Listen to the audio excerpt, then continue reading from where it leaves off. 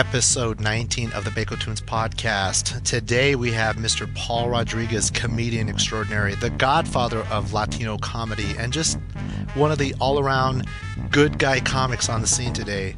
What a guy, man.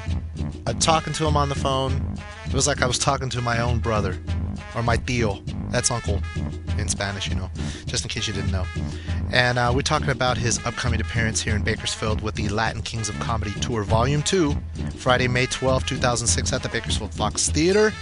And if you're not familiar with the Latin Kings of Comedy, you got to go out and rent Latin Kings of Comedy Volume 1. It's got Cheech Marin, it's got George Lopez when he was barely getting ready to bust out, and of course the King, Paul Rodriguez. Let's kick right into it. It's a nice lengthy conversation with Paul Rodriguez. But hey, you're going to love it from the beginning to the end. So get your munchies, get your munchos, get your hot tamales, get your six-pack and lay it next to you, and get ready. This is Paul Rodriguez right here on the Bakotunes Podcast, brought to you by, of course, Bakotopia.com. Hey, so how are you doing? Doing pretty good on this cloudy day in Los Angeles. Oh, so you're in Los Angeles right now. Okay. Yeah. Wow. Getting ready to go over the grapevine down to Bakersfield. Right on. So how does it feel to be going so strong in the business after all these years? You know, a lot of times making or being a flash in the pan is a lot easier than staying there. You know, I'm surprised myself. I'd figured by now I would have been retired or at an old folks home somewhere. You know, but it's still fun. You know, the audiences are still coming out, and now I'm basically just introducing a whole new breed of talented young guys. You know. Yeah, absolutely. Let's talk about the Latin Kings of Comedy Tour. What is it all about? It's basically showing or pointing out what I consider to be the next wave of guys who are bound to make it, you know, become the next George Lopez. Is when we did the first Latin one, George really hadn't had that kind of exposure, and that video arguably broke him out, you know. And then, of course, he got a series and the things that he's done. Well, I believe that in this next go-around, Luke Torres, Johnny Sanchez, they're just definitely going to wind up with their own sitcom and stuff, you know. They're that good. Excellent. Going back to the first tour you did, is this just the second Latin Kings of Comedy Tour? Because I remember the DVD that came out and it had, you know, Cheech and you. And how successful was that? Was the DVD and the tour? To date, 1.2 million sold, and possibly half that number dubbed and filtered, and most of them are my family members. Oh yeah, we know what's up with that. Yeah, that's how I used to get my video, so I guess it's a little payback, a little justice. But it's been great. You know, we've allotted a percentage of that money, 5%, to the National Hispanic Scholarship Fund, and we think it's a good cause. It's a terrific way to give back. Yeah. Beautiful, beautiful. How do you feel about the Latino comedy scene at the present time? It's booming, you know. I mean, you got Carlos Mencia taking care of business on Comedy Central. You got George going strong with his sitcom. Me and a bunch of guys out here on the road, and there's a you know, to make these guys qualified for this, I must have saw maybe 30, 40, 50. There's a lot more, you know, who I don't think are ready, but there's about 30 or 40 that are good to go now. I wish I could have given them all an opportunity, but you can't. So you try to make the best of what you got. It's exploding. It's going. You know, when I started some 28 years ago, it's a pretty lonely situation. You know, a Latino comedian you were just an anomaly. But now it's going strong. It's the mainstream. You know, look what just happened this last week with the marches and the protests and all of that. I had my own slant on that. We had a lot of comedians out there, and we had comedians out there in the middle of the whole thing. We weren't marching because we're lazy, and basically we had suggestions of other people how they should march. We believe that fat people should march, and we believe that if you're legal and Latino in this country, you should march in place. If you're illegal, you should march backwards, and basically you march long enough, you go back to where you started. And that's we believe deaf people should live near the airport. We have a whole list of comedy beliefs, Yes. Hey, let's talk about who are your comedy influences. Well, for me, man, it has always been, and I got to meet them. Well, I guess the only one I didn't get to meet was Freddie Prinze, who had an impact simply because he was the only Latino I could point out. But Cheech from Cheech and Chong, absolutely. Richie Pryor, a guy named Robert Klein, I always liked. George Carlin, just guys like that, man. They are just. I like monologists. I like guys who. I don't like puppeteers. I don't like mimes. I don't like guys with a guitar who sing funny songs. I like guys who go up there with nothing but an idea with words and are able to crack you up. It's an awesome power, man. We consider we're playing to crowds of 5, 6, 7,000 in Phoenix and Stockton when it's sold out. Mm-hmm. I would tell all my cousins and whoever's reading this right now, get your ticket. This is not a cheap play to sell. Don't come calling afterwards and going, oh, man. Basically what you're saying is you didn't think the tickets was going to sell, so you didn't show up. Well, you're done for. We got close to 6,000 in Phoenix. We've been doing huge numbers, man. The word's getting out on this show. I'm so proud of it. Excellent. Do you remember your first gig as a stand-up? Can you tell me how it was? Yeah, I basically got paid $50 to perform in between, I would say, basically a children's party, and I think I had maybe 3 jokes that weren't that were suitable, that weren't vulgar, filthy, and it was cool. It was. I went up there and I did a routine about Eula Love. At the time, Eula Love was this lady that was shot by the Los Angeles Police Department because she supposedly attacked him with a butter knife years ago. And I said, Eula Love, with much love. I said that I wasn't going to accuse the police department of using excessive force. I said, all I'm saying is that they shot her 19 times. They had to reload. And I said, any cop who has to reload should be fired because he's a bad shot. Oh, so that was a little too hip and social for 12-year-olds. And they all looked at me the same way I looked at Jeopardy, but I was learning. That's awesome. Dad, what's that mean? Yeah, hey, so I remember you watching you on AK Pablo back in the day, Mm-hmm. And I come from McFarland, and so, we're all Mexican over there, so watching you on TV was always a really big deal for everybody. Gateway to famoso. Yeah, exactly. What was that experience like? Because, right after Freddie Prinze passed, you were like the one that came up. You stepped up, and everybody was like, who's this Paul Rodriguez guy? Basically, what happens is that the saying is that necessity is the mother of invention, and I say that poverty is the mother of necessity. My family's from Fresno. We're migrant farm workers. My father's injured on the job. I got out of the Air Force. I was going to college, but I really wasn't finding what to do with my life. Where to go, direction, and in college I needed some pretty easy electives, to fill in, and it turned out to be drama, and I didn't have no intention of being an actor, a comedian. It's just simply that's all where all the pretty chicks are, They're in drama. They all want to be actresses, so you might get lucky there. So I went there, and then I found the stage to be alluring, and it's a great thing in life, and I tell youngsters this.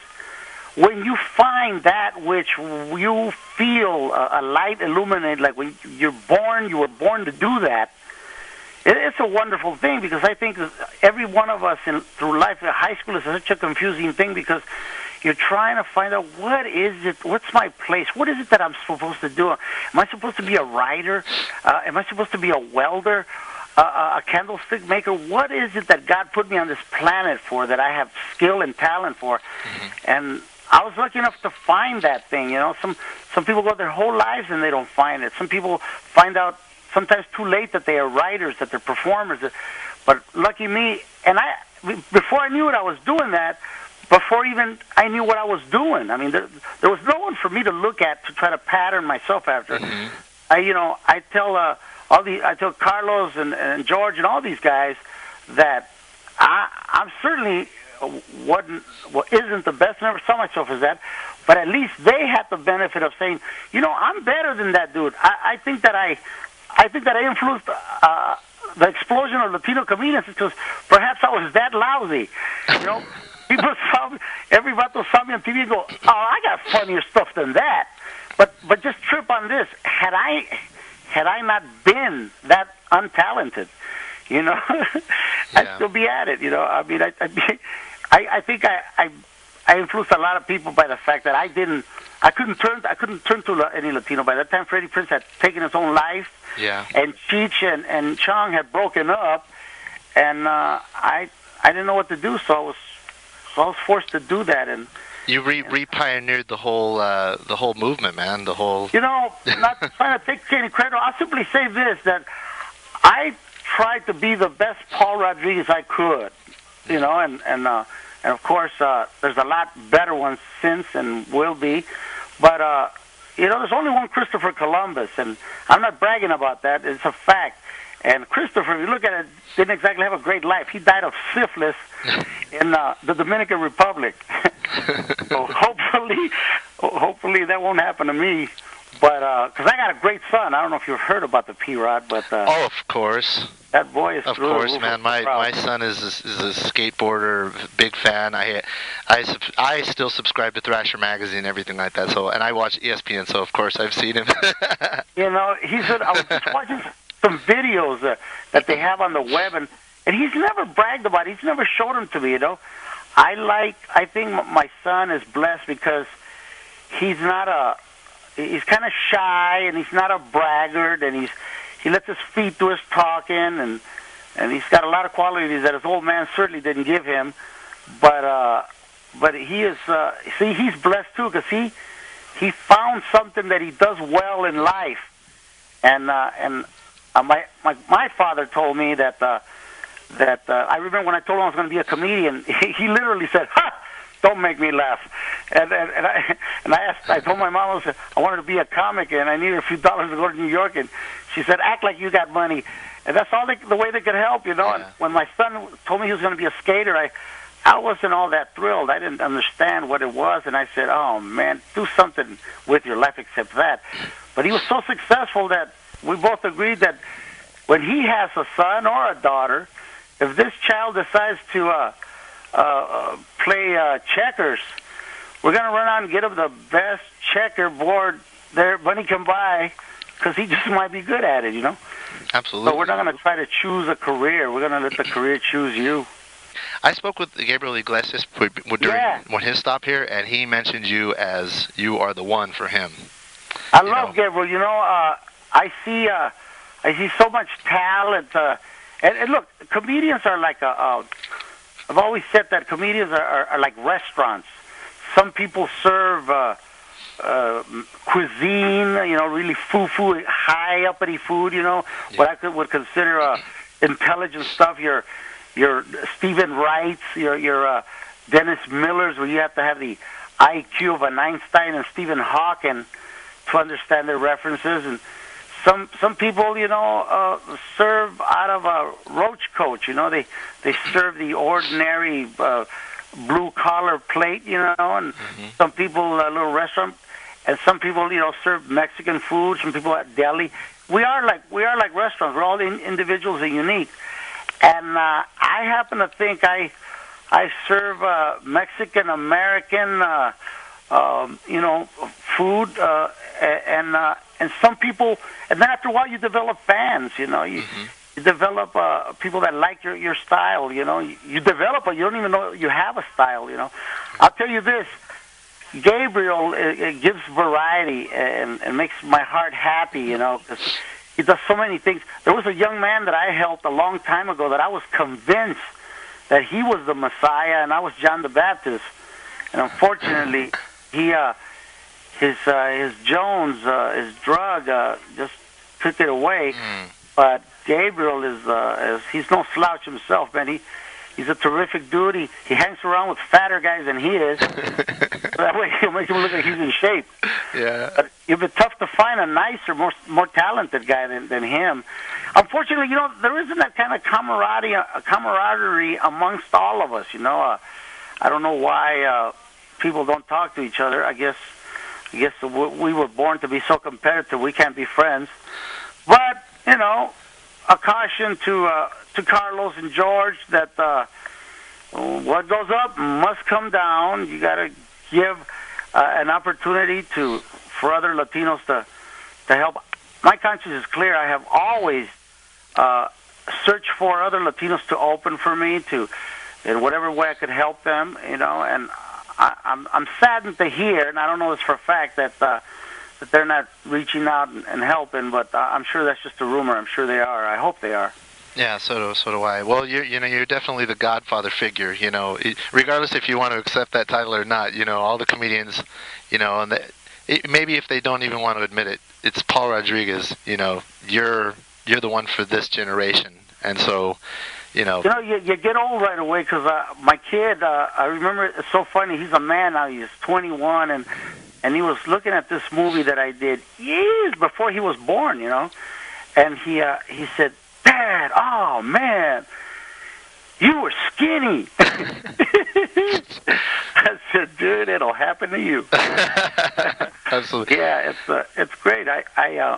I'm happy where I'm at. I think that I'm not even concerned about getting an Oscar. I'm glad I got a Paul and a Lucas. These are young.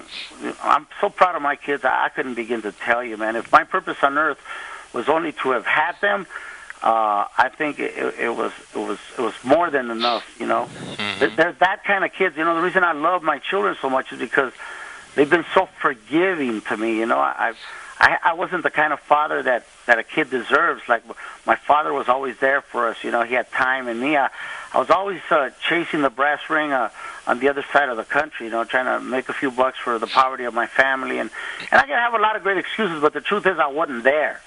And they still grew up, you know, really nice kids, nice people, representing not only the raza, but just the kindness, unbelievable. A lot of people don't know, but I'll tell you this. My kid Paulie took $50,000 that he won from the X Games, mm-hmm. and he gave it to the Red Cross for Katrina, and he refused to let me or anybody know it, you know? Wow. I only knew about it when the taxes came, and we have the same accountant, and I said, "What is this?" And they said, "Yeah, can you believe that?" And I'm going, "Oh man," it just, you know, make my heart tremble. And I confronted him. He goes, I said, "But Paulie, you're just starting out. You know that, 10% is the right thing to do if you want a charity, you know." And he goes, "Yeah, but they need it so bad, Dad, and I'll get more." Yeah. And that just makes me go, wow, man, this is a really good human being that if he's not careful, he's going to wind up broke. Wow.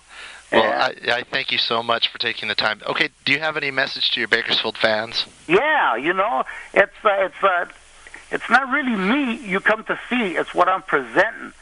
I'm here to tell you that Luke Torres, that Johnny Sanchez, and Darren Cartier, I'm here to tell you that you better see them now, because just like I told everybody about George 2 years ago when we did Latins 1, mm-hmm. You might not be able to afford them the second time around.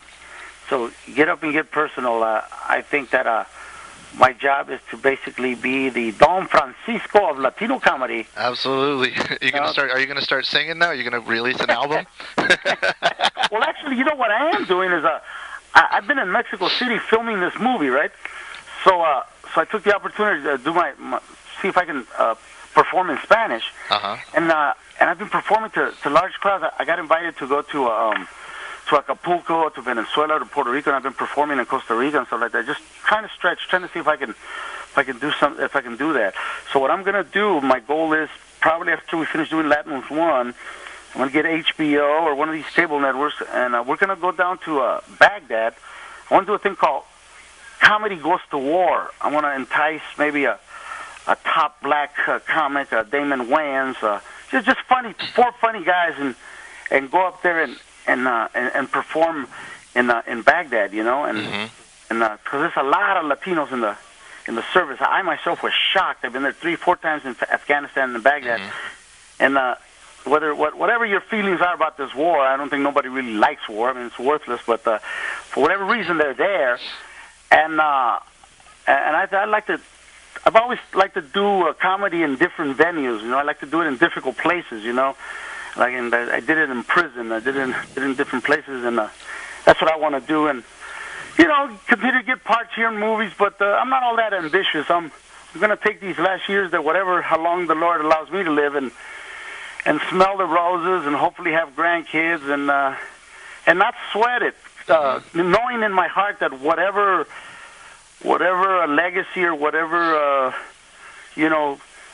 history I've made, it's already done in cement. You know, I mean, I was here, and I hope that this road that I carved out, somebody paves it and turns it into an 8-lane highway someday. It's happening, you know. I mean, I will hopefully in another 10 years, like I said before, about 28 years ago, that Latino comedians and actors and actresses will be as common on American television as African Americans are now, you know. Yeah.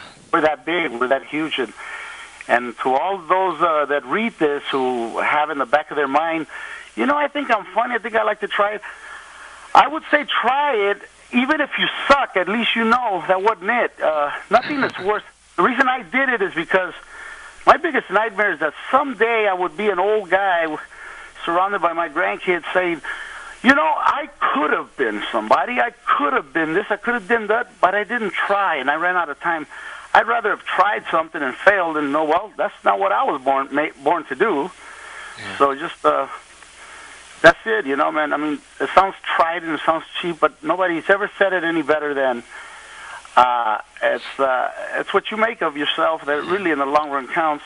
Not the money you make, but the friends and the kind of person that you mature into being, which is a good human being, someone that your kids and your father and your family can say, you know, I'm related to that dude. Yeah. And I'm proud of that. Thank you so much, Paul. You're welcome, man. I appreciate it, and be safe. God bless, and we'll see you here in Bakersfield, bro. Come and get it. Right on. Take care. All right, bye. Thank you. Bye-bye.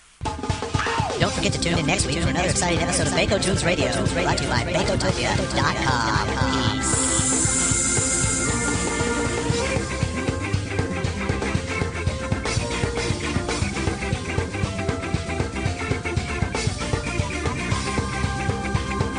Peace.